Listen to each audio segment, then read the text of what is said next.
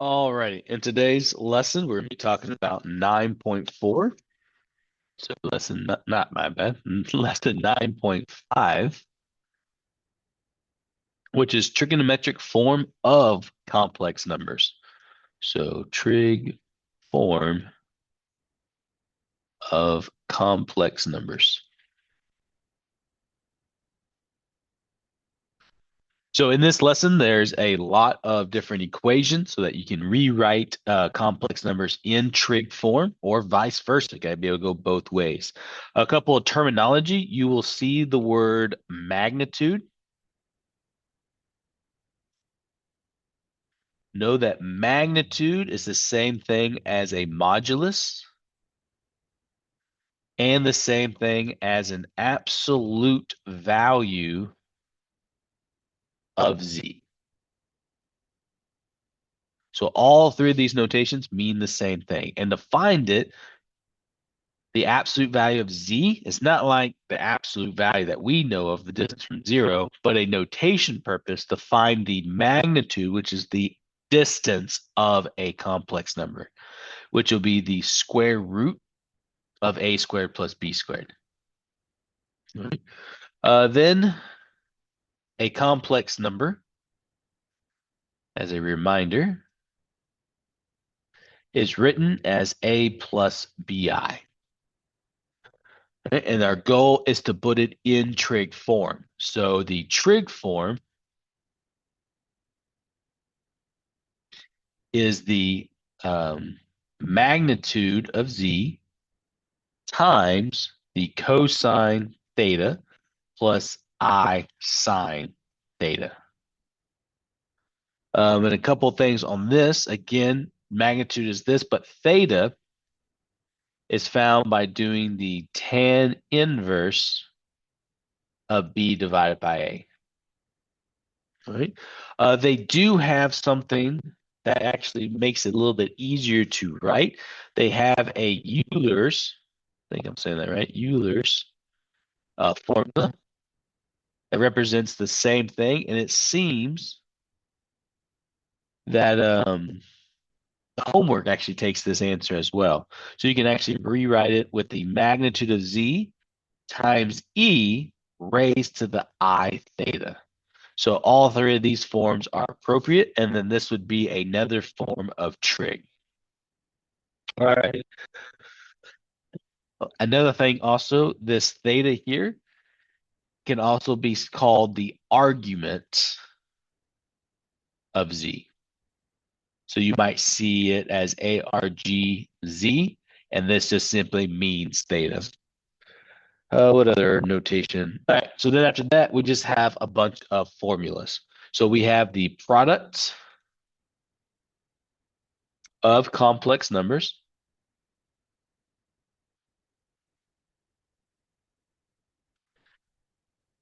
So that means if I was to take the vector z or the complex number z1, multiply by the complex number z2, it is simply just going to be the magnitude of z1 times the magnitude of z2 times the cosine of theta 1 plus theta 2 plus I sine theta 1 plus theta 2. And then the Euler's form simply be the magnitude of z1 times the magnitude of z2 times e raised to the I of theta 1 plus theta 2. So a little bit of a simpler form as well. So the quotient of a complex,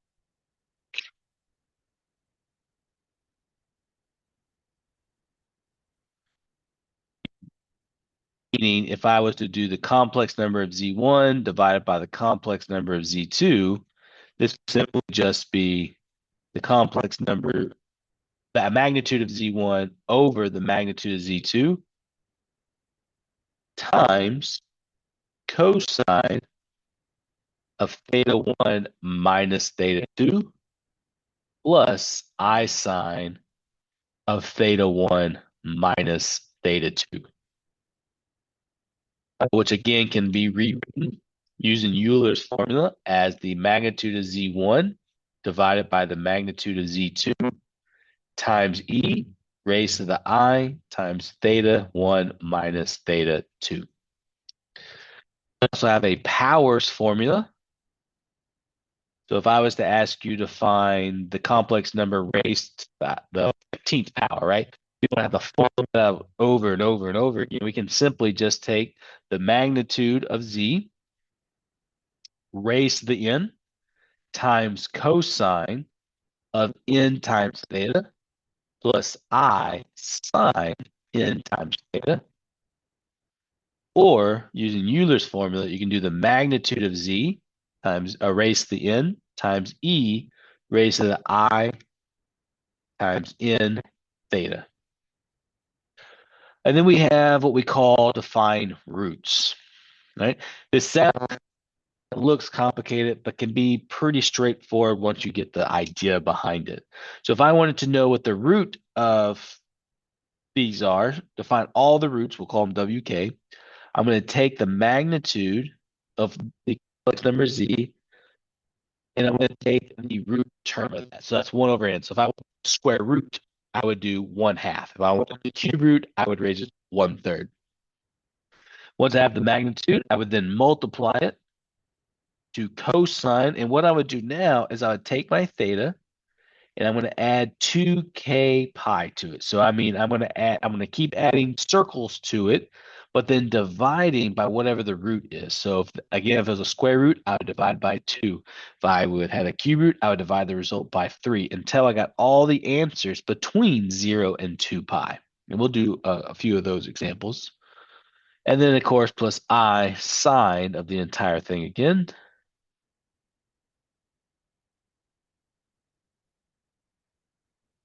And again, using Euler's formula, this is the same thing as the magnitude of 1 over n times E raised to the I times theta plus 2k pi over n.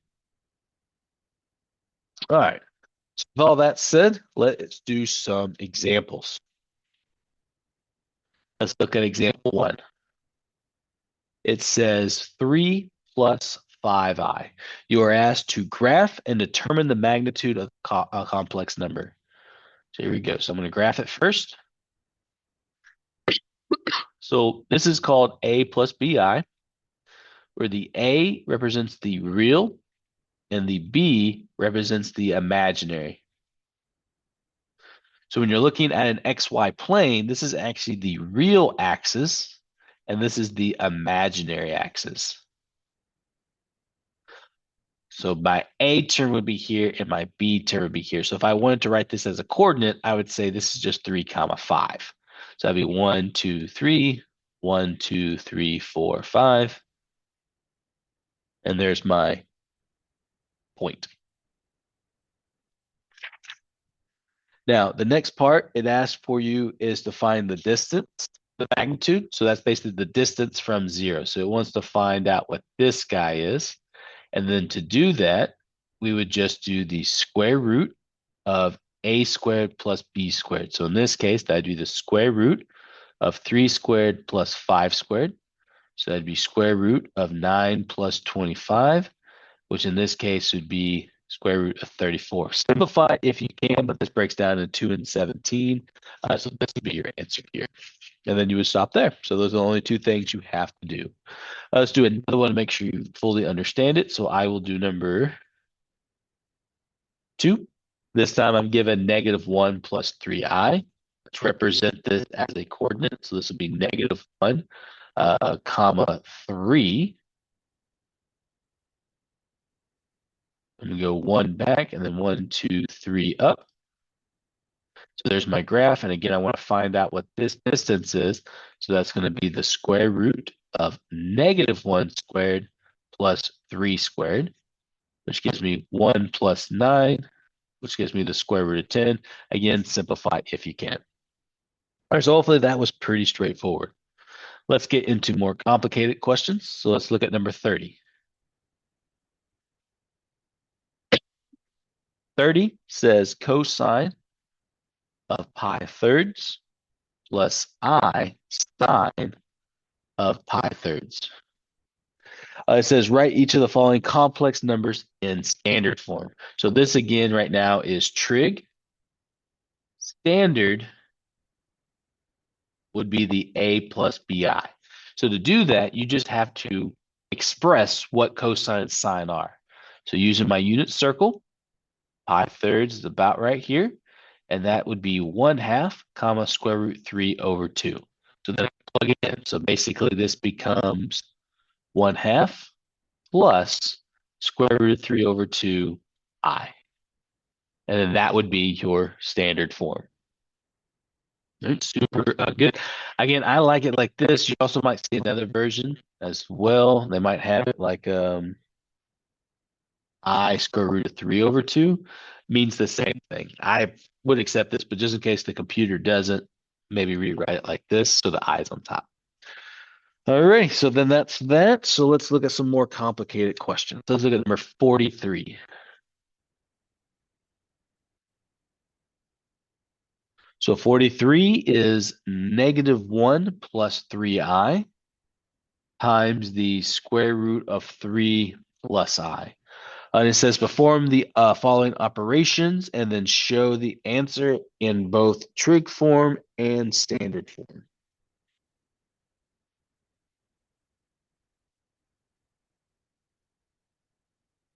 All right, so you can do this in one of two ways. To find the standard form, all you have to do is simply just fold this out. So if I do that, I get -1 times square root of 3, which is negative square root of 3. -1 times I, which is negative I. 3i times square root of 3 would give me 3 square roots of 3i. And then 3i times I would give me 3i squared. Something that you need to remember is I is square root of -1. Therefore, I squared is equal to -1. So with that, I now have negative square root of 3 minus I plus 3 square roots of 3I plus 3 times -1, which then gives me -3 minus I plus 3 square roots of 3I minus 3. To write this in the correct form, I'm going to group up all the numbers that do not have an I. So it's going to be negative square root of 3 minus 3, and then group up the ones that do have an I. So that'd be minus I plus 3 square roots of 3I. The next thing to make it even more simplified is I'm going to group it up, indicating that this right here is my A. And then I'm going to factor out an I. So what I'm going to do is I'm going to say plus, so that represent the A plus, and then this becomes -1 plus 3 square root of 3 I. So if I was to distribute this back, it would go right back to this. So this is the form they want for standard. Now for trig, we have to find Z, and we have to find the thing. So Z, or the magnitude of Z, sorry, would be a squared plus b squared. So in this case, this would be negative square root of 3 minus 3 squared plus -1 plus 3 square roots of 3 squared. So it gets a little bit fun now. So here we go. So this now is negative square root of 3 minus 3 times negative square root of 3 minus 3 plus -1 plus 3 square roots of 3 times -1 plus 3 square roots of 3. So we'll follow this out. This right here, 2 negative and 3. That's just 3. This will give me positive 3 square roots of 3. This will give me negative, nope, positive. This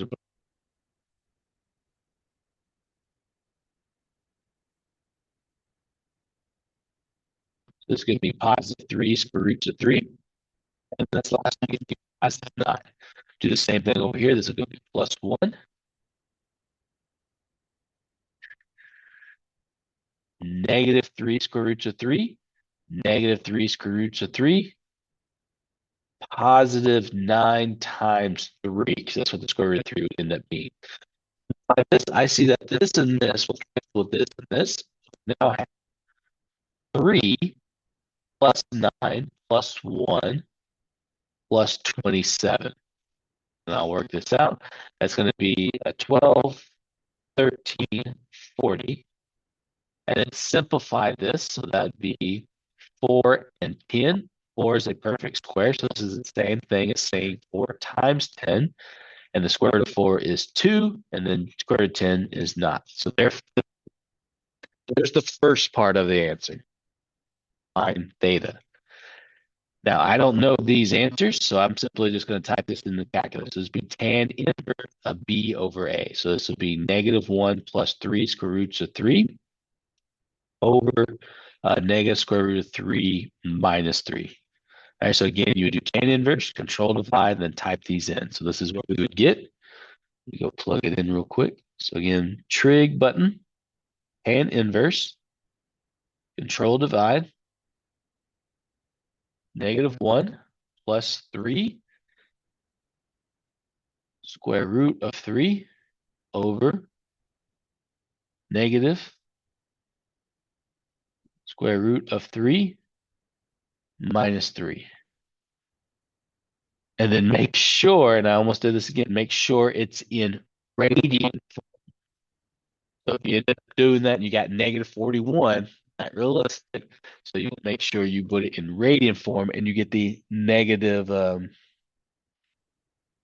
7.2.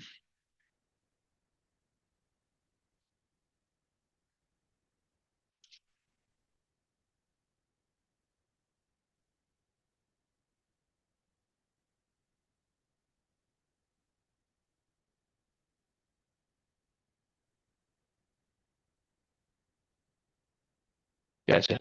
So you get this as your answer, negative 0.725. So for negative, we'll either have it here or here. So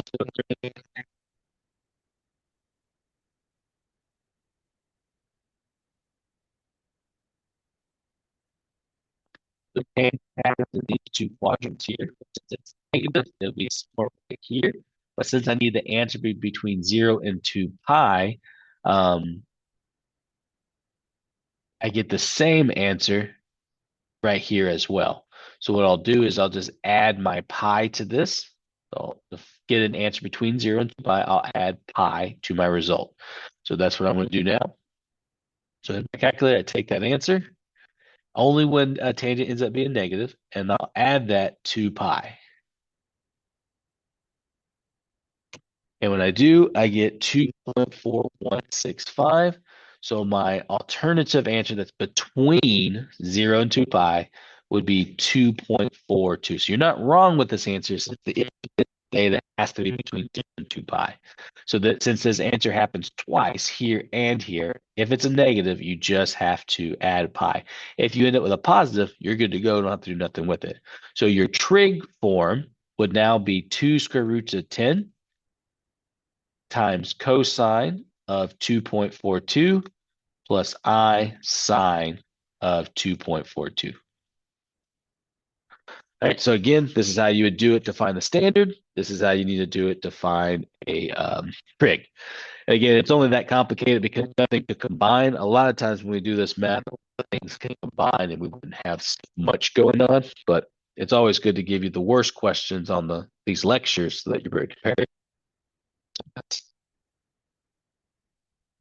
Rather than choosing the easiest question. Look at number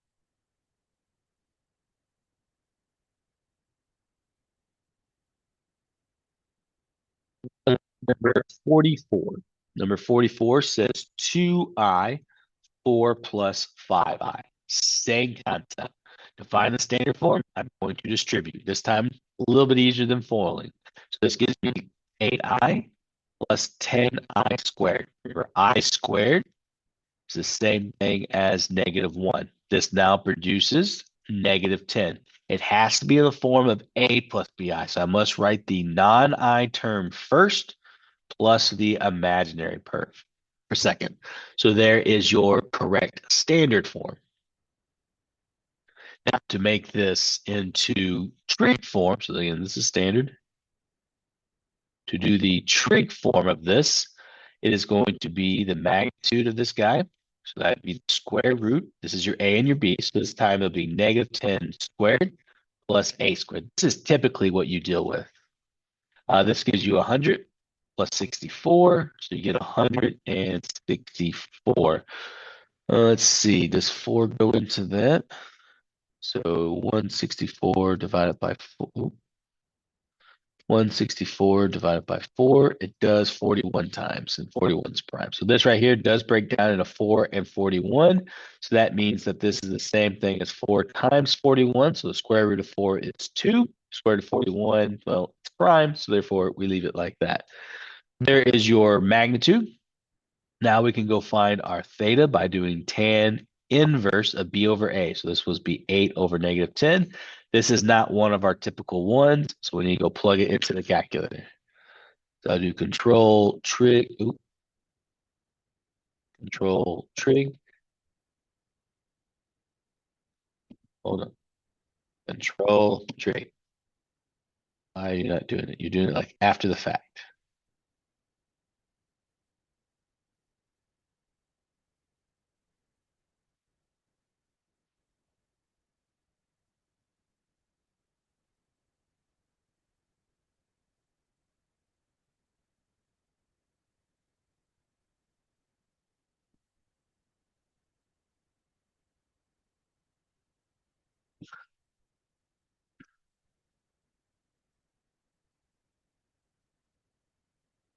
Yes, I don't know. Computer's being weird. Sorry about that. So again, that'd be tan inverse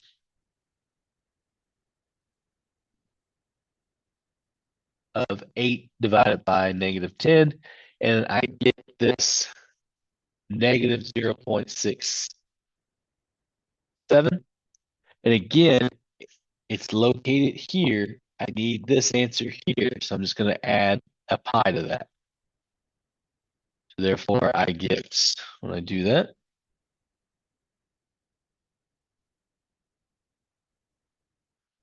a 2.47, give or take. So therefore, my trig function here would be, or trig form would be 2 square roots of 41 times cosine of 2.47 plus I sine of 2.47.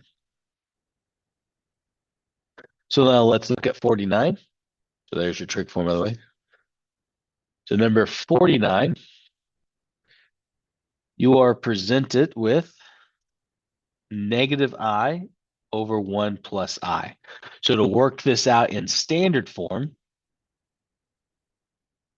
you just have to do what we call rationalizing the denominator. So I can't have imaginary numbers, so I'm actually going to multiply by the conjugate. The conjugate would be the exact same binomial. I just changed the sign in the middle. Only the imaginary part gets changed. And if I multiply this on the bottom, I also have to multiply this on top. So then when I distribute the top, I get negative I plus I squared. And the whole purpose of doing this is when I do 1 times 1, I'll get 1. And then when I do 1 times negative I get negative I. And then when I do I times 1, I get positive I. That middle term will cancel. So really all I have to do is just do the I squared. So this would be negative I times I, which is I squared. So I don't have to do the middle term when I multiply by the conjugate. If you do that, no big, it'll end up canceling when you simplify. So this right here now turns into negative I minus 1, and then 1 minus negative 1. Simplify this a little bit more. I'm going to rewrite this as negative 1 minus I, and then this becomes 1 plus 1, which is 2. To write this in the correct form, I must separate these. So negative 1 over 2 minus 1 over 2I. You can also write it as plus negative 1 over 2I. But that would be the correct standard form for your graph. All right, so the trig form, now that I have my answers, I can just do negative 1/2 squared plus negative 1/2 squared. So that gives me 1/4 plus 1/4, which is 1/2. This is the same thing as square root of 1 over square root of 2, which is 1 over square root of 2. Can't have a radical on the bottom, so we rationalize it. So therefore, I get square root of 2 over 2, or 1/2 square root of 2, however you want to write that. And then theta would just be tan inverse of b over a. So that's negative 1/2 divided by negative 1/2, which in reality is just tan inverse of 1. But if you didn't know that, you could have also done it and it would have gave it to you as well.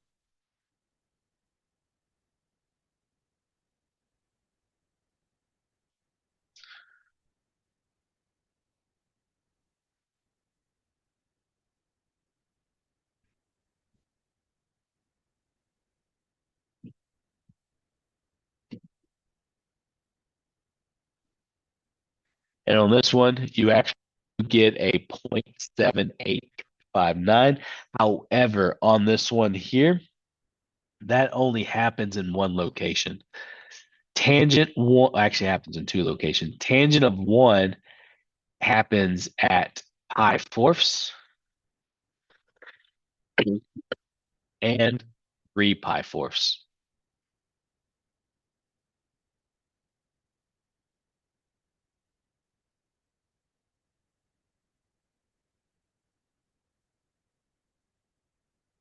Oh, no, that's not 3 pi fourths. What is this one over here? 1, 2, 3, 4. Oh, 5 pi fourths. Sorry. In this case, I can just should be able to just write it as pi fourths, and it'd be good to go. Curious. Oh, that's right. So I get it in both of these answers, but since B and A are both negatives, that's when I need to pay attention to the fact that I need to be in this second answer. Um, so therefore, the answer ends up being where's my thing? Oh, square root of 2 over 2 times cosine of 5 pi fourths plus I sine 5 pi fourths. So even though this does give me the answer, since both B and A are negative, I know that also happens in the third quadrant. So there's your trig answer. Do one more of these types. So let's look at number 50. 50 is negative 2 minus 2i times 4 plus 3i. I'll rationalize it. So I'll multiply by 4 minus 3i, 4 minus 3i.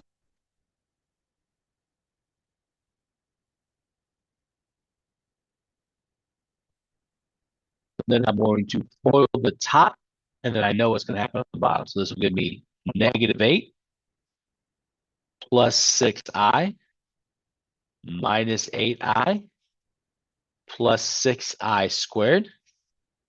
And then this is just going to be 4 times 4. And then this will be 3i times negative 3i, which is negative 9i squared. Simplify this down. I now get negative 8 minus 2i plus 6 times negative 1. 16 minus 9 times negative 1. I get negative 8 minus 2i minus 6. 16 plus 9. So I ultimately get negative 8 minus 6 would give me negative 14 minus 2i over 25. So I get negative 14 over 25 minus 2 over 25i.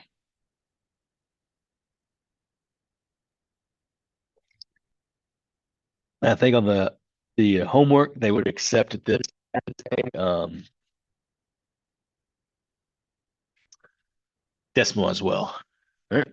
So then I go in and I switch to trig function. So therefore, I now do the square root of negative 14 over 25 plus negative 2 over 25. Both of these are squared. Oh, what is that? 196.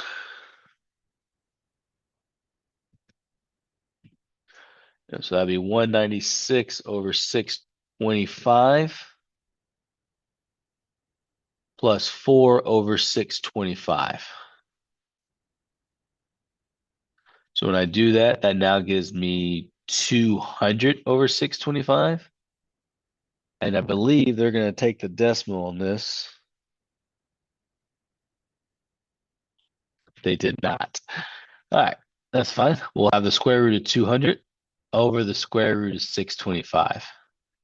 So this right here is 25. This right here, oh, that would be 2 and 100. And so therefore, the square root of 100 is 10. Square root of 2 stays the same. 10 over 25 simplifies down to 2 square roots of 2. And then 5 goes into 25 5 times. So this would be the answer they're looking for. The theta will be tan inverse of negative 2 over 25 over negative 14 over 25. So let's type that in our calculators.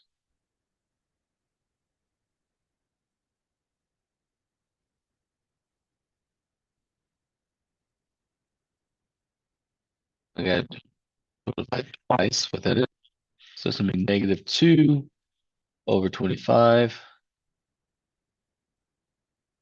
negative 14 over 25. So that gives me the 0.14. That's as far as they really want to go with that.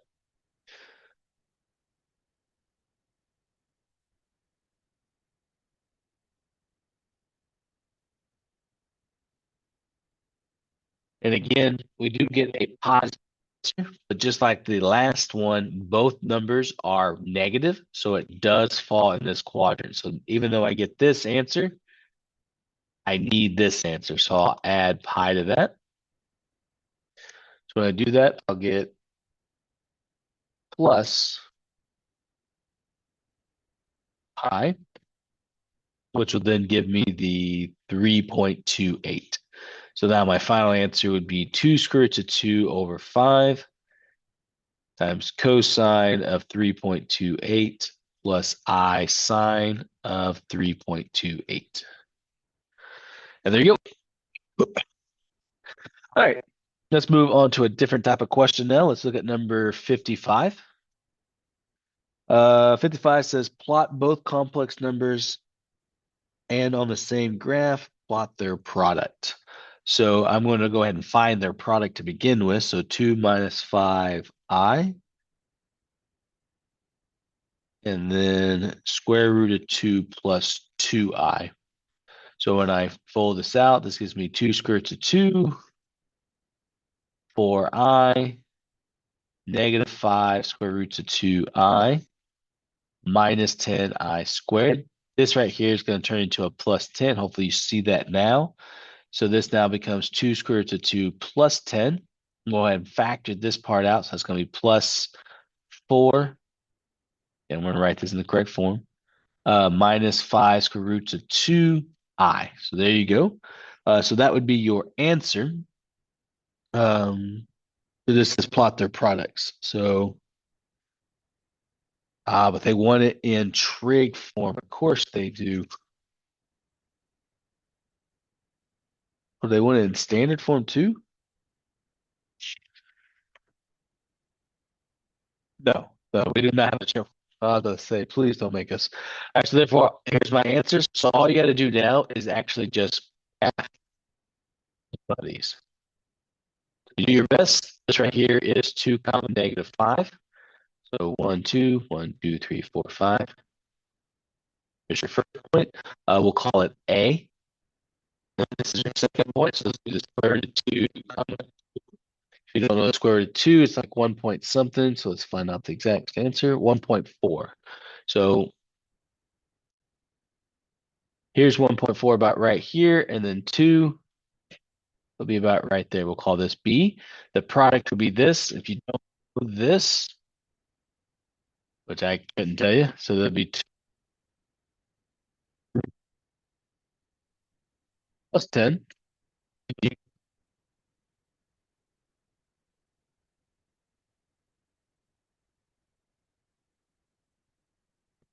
12.8. And then I come over here and I'm going to do 4 minus 5 square root of 2, and I get negative 3.07. So that's going to be 1, 2, 3, 4, 5, 6, 7, 8, 9, 10, 11, 12, 13. And then 1, 2, 3 is show about right here. This would be what A times B is. Right? I think on the homework you just have to plot it, and I think they add like these little dotted lines so you can see how they came away from the origin. Um, that would be that. So let's look at number 59. 59 says use de Muir's theorem to calculate the following. So if we have 1 minus the square root of 3i to the fifth power, what he's talking about is we're going to use the Euler's theorem as well. So we go to our powers formula, Euler's. That's what they're accepting on the homework. You can get away with either one of them, but it'll be the magnitude of n times e raised to the I n theta. So only thing you have to do, or two things you have to do, is you have to find the magnitude. That's going to be 1 squared plus negative square root of 3 squared. So it gives you 1 plus 3, gives you 4, which gives you a nice 2. Theta would actually be tan inverse of negative square root of 3 over 1, which is actually tan inverse of negative square root of 3. This actually does happen. If you recall that right here, this gives you square root of 3 over 2, comma 1 half. Keep change flip. Nope, I lied. This will be this one. This will be 1 half square root of 3 over 2. Keep this one. Flip this one. You're just left with square root of 3. If you want the negative version, just need either this one or this one. Well, this is pi thirds. This is actually 2 pi thirds. And according to our points, it's a positive A, so that's this way, and a negative B. So I actually want this answer here. So this would be, I think it's 5 pi thirds. Yeah. And then the next one would be, well, 360.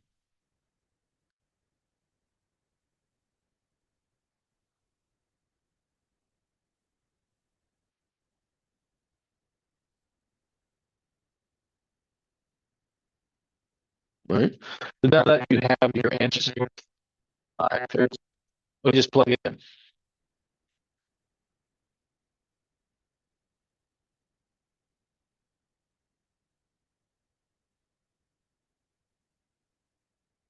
So this would be 2 to the, I do apologize for pausing. My headset keeps going up. So this is going to be 2 to the fifth power equals, not equals, sorry, 2 to the fifth power times e times I times 5 times 5 pi thirds. So 2 to the fifth power would be,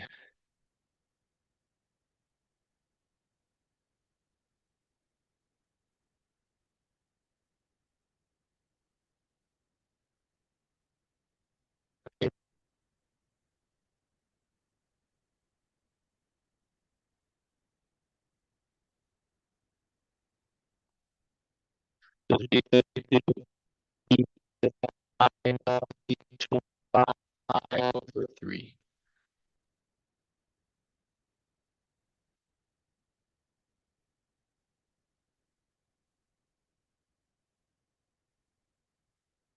We got everything. That's interesting. That's it.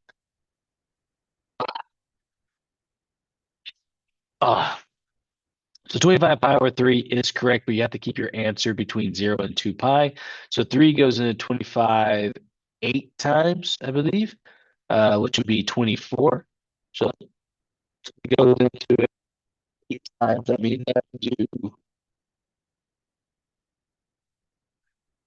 I'd have 8 pi. So you got to figure out, where does 25 pi over 3 go? So this would be the same thing as 6 pi over 3 right here. So therefore, I can do it 4 times to get to 24 pi thirds. And then 25 pi thirds would actually be here. So this is correct. Because your answer has to be between 0 and 2 pi, the 25 pi thirds here is the same thing as pi thirds. So you have to just keep going in circles. This would be I pi thirds. So this will be your ultimate final answer. All right, let's do another one. Let's look at number 64. This one is 2 cosine of 135 plus I sine of 135. And then this whole thing is raised to the fourth power. So again, using Euler's theorem here, I already have all my answers. I think there's 2. My magnitude, my theta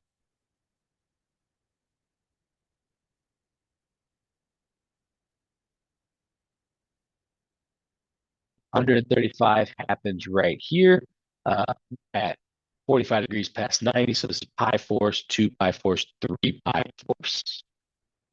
So that's information. Plugging into Euler's formula, this would be 2 to the fourth power times E times I times 4 times 3 pi force. 2, 4, 16. Uh,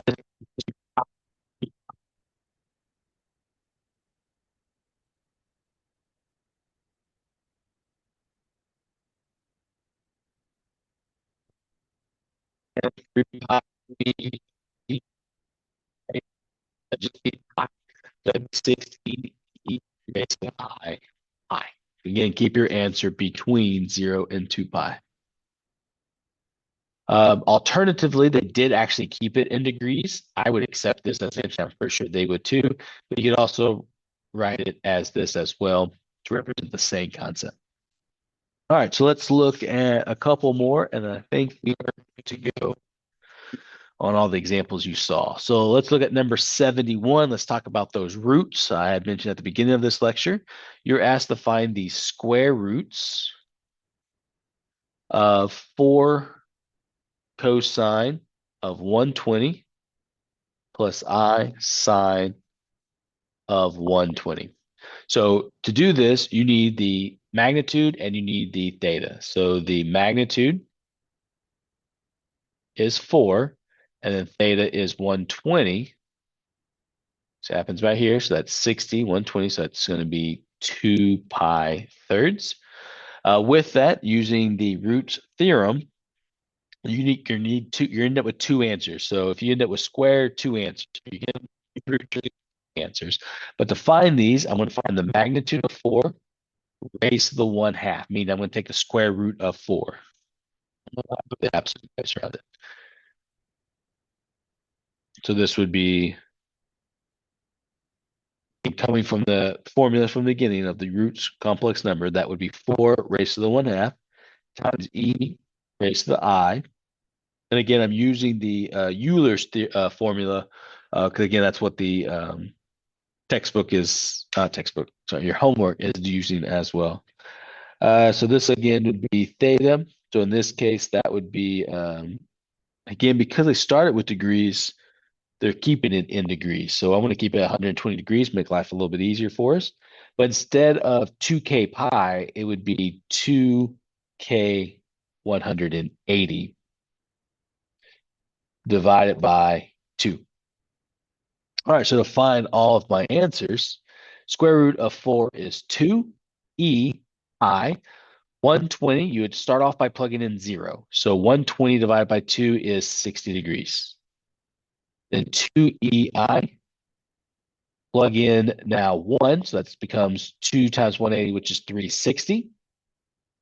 360 plus 120 is 480. 480 divided by 2 is 240.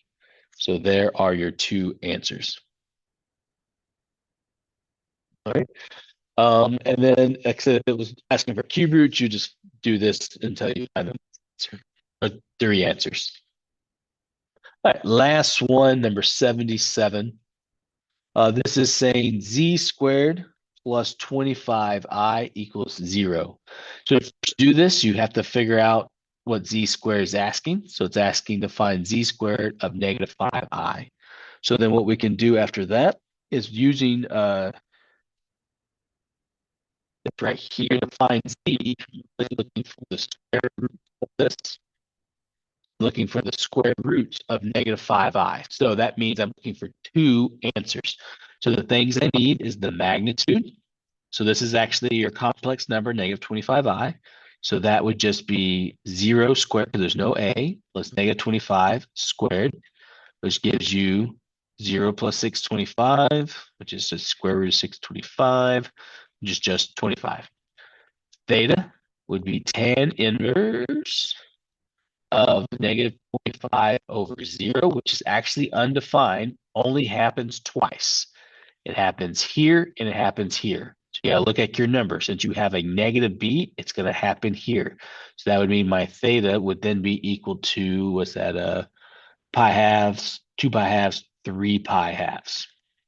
Now that you have your magnitude and your theta, you can now plug it into the roots that you just did a while ago. So this would then be the magnitude, which was 25 raised to the 1/2 times e raised to the I times 3 pi halves plus 2k pi divided by 2. That's what your n is. So in this case, square root of 125 is 5. So get my two answers here. That'd be 5 ei. 3 pi halves, if this is 0, so this would be 3 pi halves divided by 2. It's the same thing as 3 pi fourths. Then 5e to the I, plug in 1, that's 2 pi. 2 pi in terms of 2's would be 4 pi over 2. So it's going to be 7 pi over 2 divided by 2, which gives you 7 pi over 4, still within 2 pi range. So there's your two answers right there. So keep it as simple as you possibly can. Oh, actually, 7 pi fourths. Yeah, that's right. Okay. Yeah, that's all I got. So hopefully that's all the answers that you do need. Um, as always, if you need more help, if you need more help, just let me know. See you next.